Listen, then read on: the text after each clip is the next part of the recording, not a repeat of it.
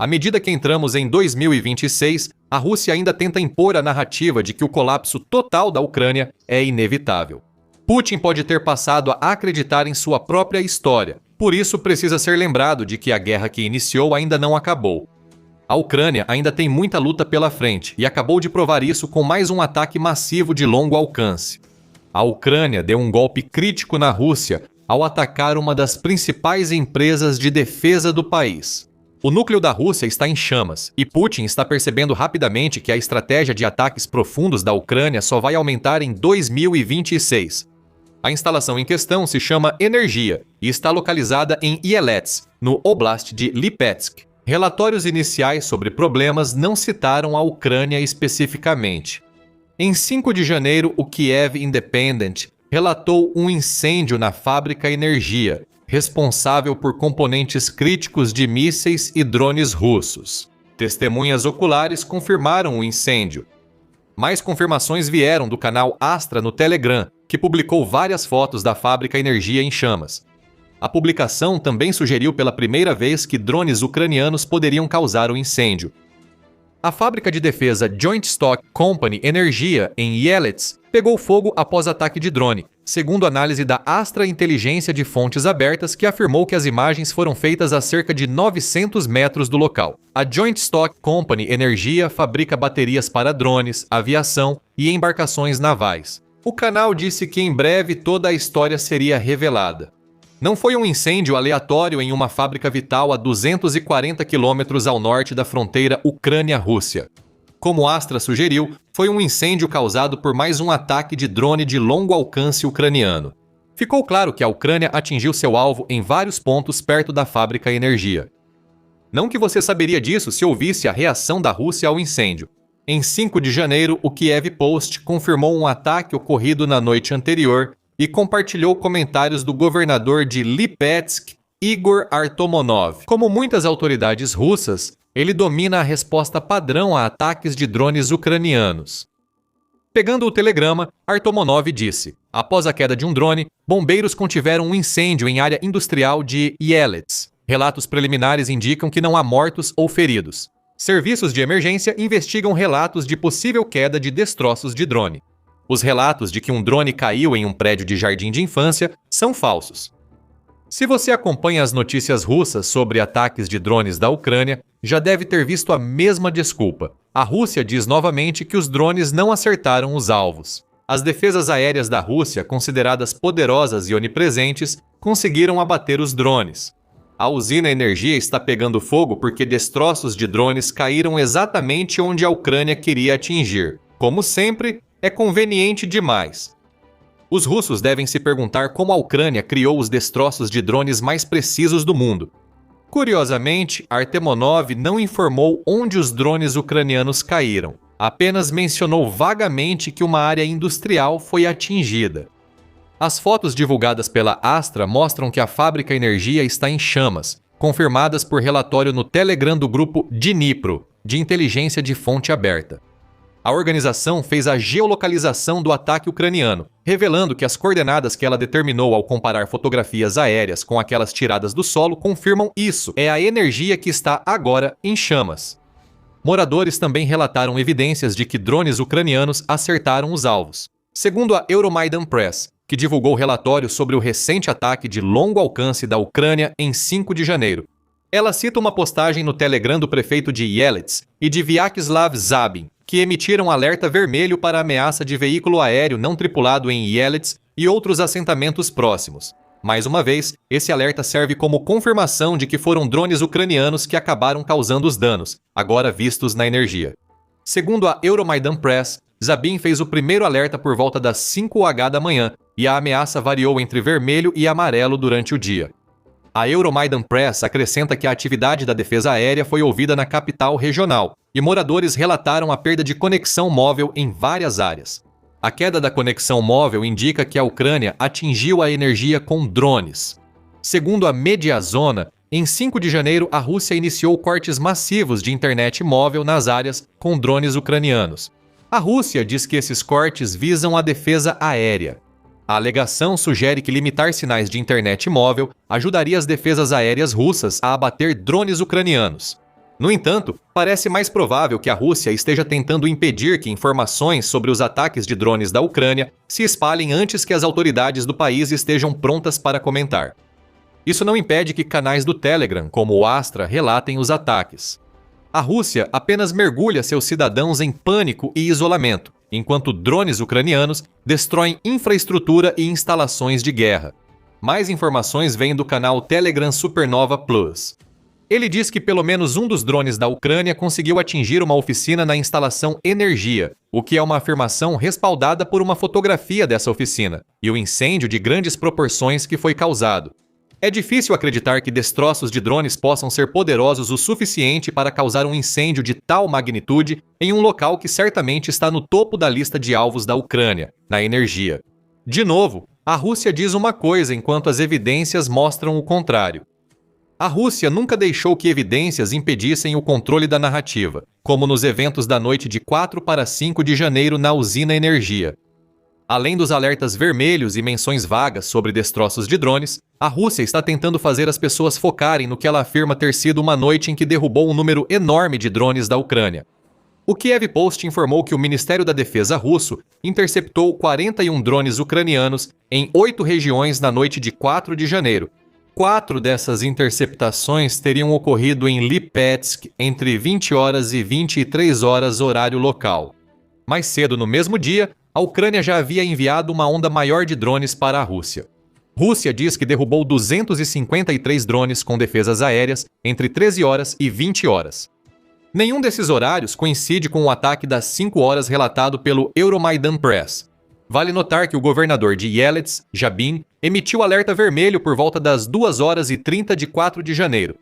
O Kiev Post informa que o Ministério da Defesa russo disse ter interceptado mais 140 drones nas primeiras horas de 4 de janeiro, o que coincidiria com o ataque à energia, embora essa afirmação pareça ter se perdido no meio de tantas informações. Algo não está batendo aqui. Se a reportagem do Kiev Post for precisa, parece que o Ministério da Defesa russo pode estar tentando esconder o ataque bem-sucedido de drones da Ucrânia. Após diversas reportagens sobre drones abatidos por suas defesas aéreas durante o dia, houve só uma breve menção sobre drones supostamente abatidos mais cedo. Ainda assim, mesmo levando a Rússia ao pé da letra, fica claro que no dia 4 de janeiro, a Ucrânia lançou um dos seus maiores ataques com drones até agora durante a guerra com a Rússia. Segundo a Reuters, a Rússia disse ter abatido 437 drones em menos de 24 horas. 86 drones teriam sido abatidos em Bryansk e 57 em Belgorod. A Ucrânia também visou regiões russas distantes, como Vladimir e Tver, mas não há relatos de drones atingindo alvos lá. A Ucrânia não confirmou nem negou os ataques de drones, preferindo deixar as imagens da usina Energia em chamas falarem por si. A Ucrânia escolheu essa usina como alvo por um motivo. Foram vários motivos, só citamos um até agora. Já dissemos que a usina produz peças para drones e mísseis. Alguns desses mísseis, como o balístico Iskander e outros de cruzeiro, estão entre os mais perigosos do arsenal russo. Os mísseis Iskander são um grande problema para a Ucrânia. Em 18 de novembro de 2025, o Instituto Real de Serviços Unidos, divulgou um relatório sobre os ataques de mísseis russos à Ucrânia de setembro de 2022 a 24 de outubro de 2025. Nesse período, a Rússia realizou 345 ataques à Ucrânia, usando 939 mísseis balísticos Iskander e Kinzhal. A Ucrânia não consegue interceptar esses mísseis tão bem quanto gostaria. A Ucrânia interceptou só 227 dos 939 mísseis Iskander e Kinzhal lançados, atingindo taxa de 24%. O Rusi destaca que, em 18 dos 345 ataques russos com esses mísseis, a Ucrânia alcançou 100% de interceptação. Esses 18 eventos são anomalias, segundo o Centro de Estudos, que interpreta os dados de forma diferente. Em só 4% dos ataques, a Ucrânia interceptou a maioria dos mísseis Iskander e Kinzhal. Em 273 dos 345 ataques, as defesas aéreas da Ucrânia não interceptaram mísseis Iskander ou Kinzhal, informou o Rusi em novembro de 2025. Em resumo, o Iskander, junto com outros mísseis balísticos e de cruzeiro da Rússia, está causando enormes problemas para a Ucrânia. As defesas aéreas estão tendo muita dificuldade para derrubá-los, ou, tão provável quanto, são capazes de abater Iskanders e mísseis semelhantes, mas não têm a munição necessária para isso. De qualquer forma, a Rússia sabe que a maioria de seus mísseis vai atingir a Ucrânia, desde que esses mísseis sejam lançados e permaneçam no alvo. Energia foi atingida por esse motivo. Se a Ucrânia não consegue derrubar os Iskanders e mísseis balísticos russos no ar, pode ao menos destruir as fábricas que produzem seus componentes. A ideia é que se a Rússia não conseguir mais lançar Iskanders contra cidades e infraestrutura ucranianas, a baixa taxa de interceptação da Ucrânia deixa de ser problema. Isso é estratégico. Assim, não surpreende que 4 e 5 de janeiro não sejam a primeira tentativa da Ucrânia de tirar a fábrica Energia de operação. Segundo o Ucrânia Informed, em seu relatório sobre o último ataque à energia, a Ucrânia atingiu a fábrica pelo menos 2 vezes em 2025. Em 23 de maio, drones ucranianos atacaram a energia e incendiaram uma oficina da fábrica. 9 funcionários da fábrica ficaram feridos no ataque de maio, possivelmente privando a instalação de especialistas essenciais para produzir componentes dos mísseis russos. Em 15 de julho, a fábrica Energia foi atingida por ao menos 4 drones em novo ataque. O Kiev Independent afirma que o ataque deste verão provocou um incêndio que interrompeu temporariamente a produção na fábrica. É o que a Ucrânia espera com seu novo ataque de drones.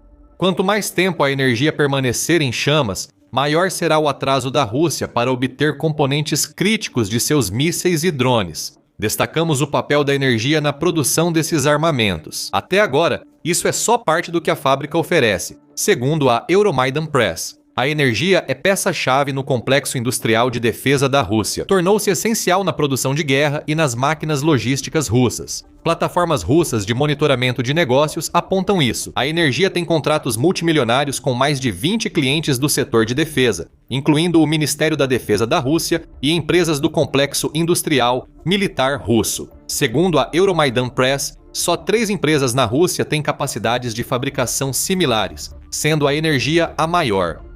Os produtos que a energia fabrica incluem baterias de íon-lítio, baterias de chumbo ácido seladas, fontes de alimentação ininterrupta, sistemas de energia eletroquímica e baterias de níquel-cádmio. A Euromaidan Press diz que esses produtos são usados não só em drones e mísseis, mas também em bombas planadoras, navios e aviões de combate. A energia não é uma fábrica de armas qualquer.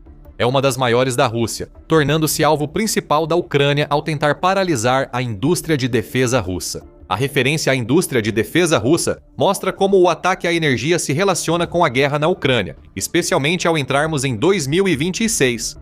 Há quase 2 meses do 4º aniversário da invasão brutal lançada por Putin. A guerra que o líder da Rússia iniciou está tendo um efeito prejudicial sobre o país, algo que poucos poderiam ter antecipado.